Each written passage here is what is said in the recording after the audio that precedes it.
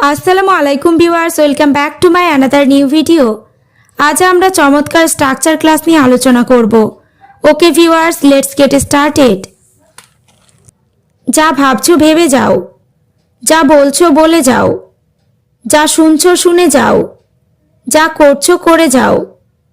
আমরা প্রতিদিন এই ধরনের বাক্যগুলি বলে থাকি। তাহলে চলো দেখে নিই ইংরেজি স্ট্রাকচার ব্যবহার করে কিভাবে বলবো। এবার আমরা দেখে নেব স্ট্রাকচারটি। V1 প্লাস অন, কোনো কিছু করছো করে যাও, এই অর্থে স্ট্রাকচারটি ব্যবহার করব। এবার আমরা কয়েকটি এক্সাম্পল দেখে নিই। যা ভাবছো ভেবে যাও, থিঙ্ক অন। এখানে থিঙ্ক মানে ভাবা, থিঙ্ক হলো ভার্বের প্রথম রূপ।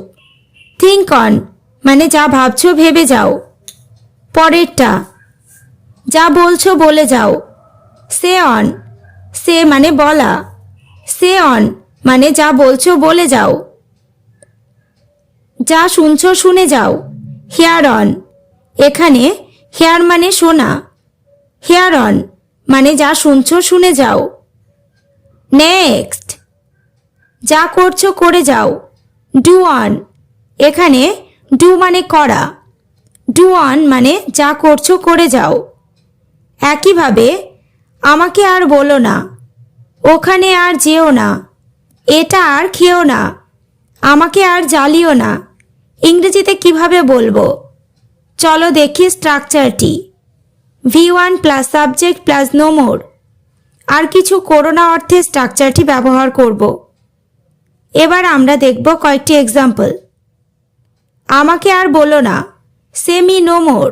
এখানে সে মানে বলা, মি মানে আমাকে, সে মি নো মোর মানে আমাকে আর বলো না। ওখানে আর যেও না, গো দেয়ার নো মোর। এখানে গো মানে যাওয়া, দেয়ার মানে ওখানে, গো দেয়ার নো মোর মানে ওখানে আর যেও না। নেক্সট, এটা আর খেও না, ইট দিস নো মোর।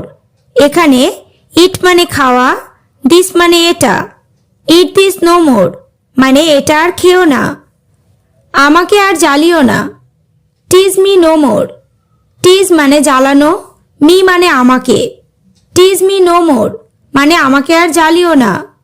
আশা করি তোমরা স্ট্রাকচার ক্লাসগুলি ভালোভাবে বুঝতে পেরেছো। তাহলে চ্যাট করছো করে যাও, এখানে আর এসো না, ইংরেজিতে কি হবে কমেন্ট বক্সে কমেন্ট করে জানিও।